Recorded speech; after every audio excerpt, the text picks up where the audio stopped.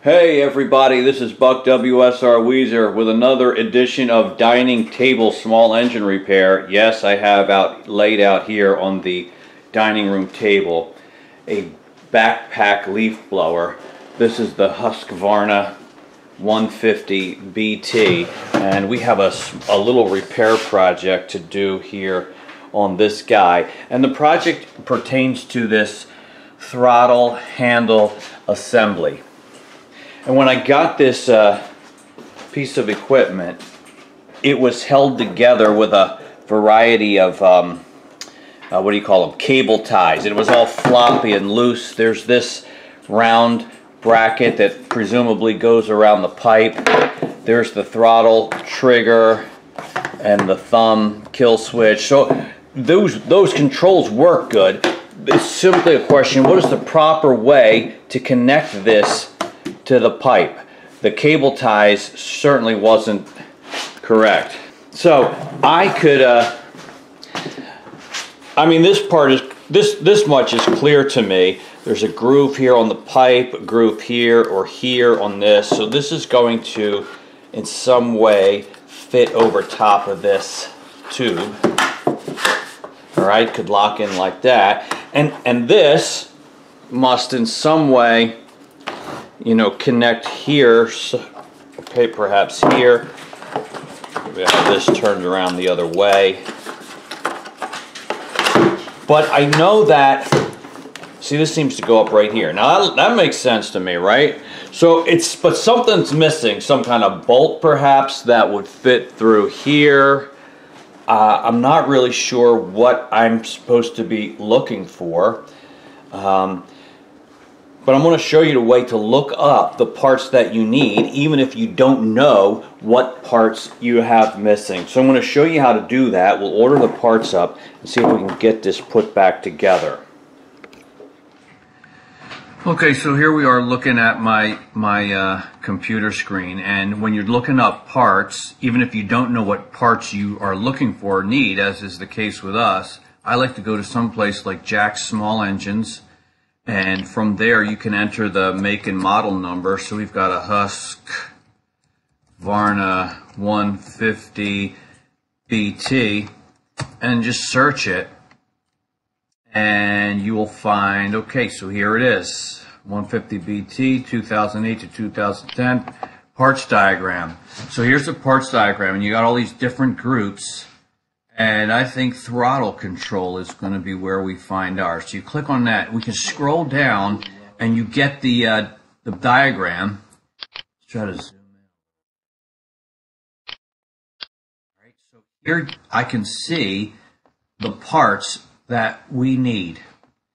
We've got this ring, but we need the this looks like this screw, and it passes through this round piece, and then through the handle and this square nut here. So part number 19 we need, 21 and 22. 19, 21, and 22. Scrolling down further, here's the parts list. Part 19 is a square nut. There it is. Part 21 is this round knob. And part 22 is the screw. Now sometimes I'll take the part numbers that are listed here and, you know, maybe search around for the best price, eBay or whatever. I've already looked, and I decided to just go ahead and buy these 3 parts from Jack's Small Engines. You got fast shipping, it gets here quick. So I've already ordered those parts, and I have them on hand.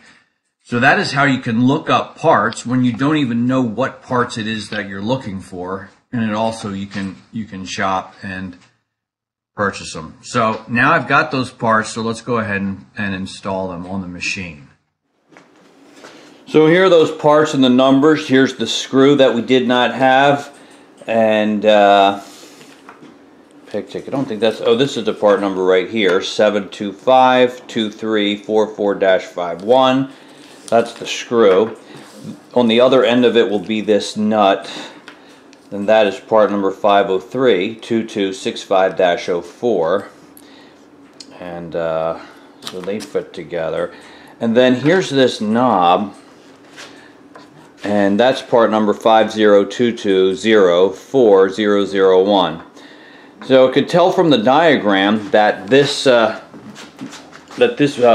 fits through this knob, and the knob has actually got a hexagonal. Is that hexagonal? Six-sided? Yeah. So that will fit right in there, and then it will be a matter of you'll be able to turn this knob to tighten the assembly. Now the tricky part here with this is that this square nut actually has to slide up into this this notch in the bottom of the trigger assembly. So it's not complicated, I don't think, but I may have to flip it upside down to make it work. So let's see if we can get it put together.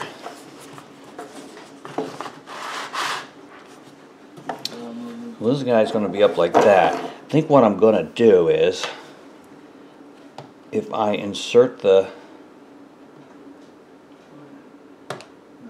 nut through there, just try to hold it in with my fingertip, screw with the knob through this end,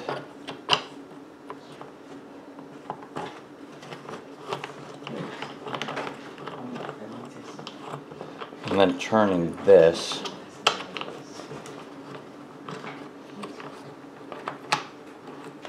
I don't think it's engaging the nut yet. So let me try to flip it around so that I can do it in such a way that the little square-shaped nut will stay in place.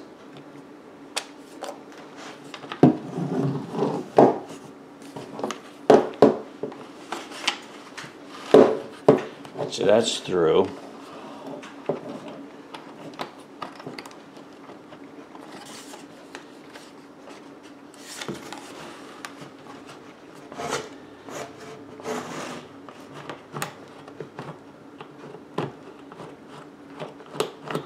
Don't think have we? Yes, I think we have. Alright, so it is threading through and tightening.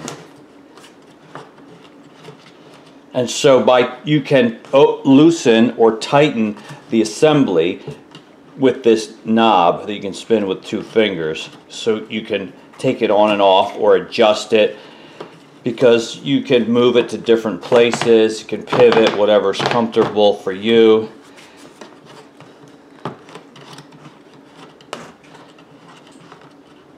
So now it's just, hey, I like that.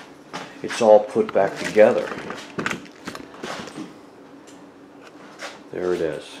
Alright, so we got the assembly back on and it's together, and I had an idea. You know, maybe one of the reasons that it was missing the parts to begin with, because if you loosen it too much, the screw comes out. What happens to that square nut? It falls out, you lose it, it's gone forever. So I had an idea to prevent that from happening.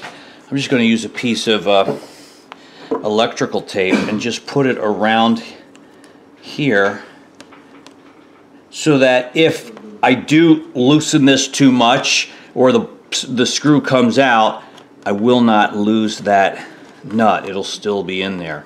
So that's a little tip to keep that problem from happening again. I can easily envision that was the reason the pieces were missing to begin with.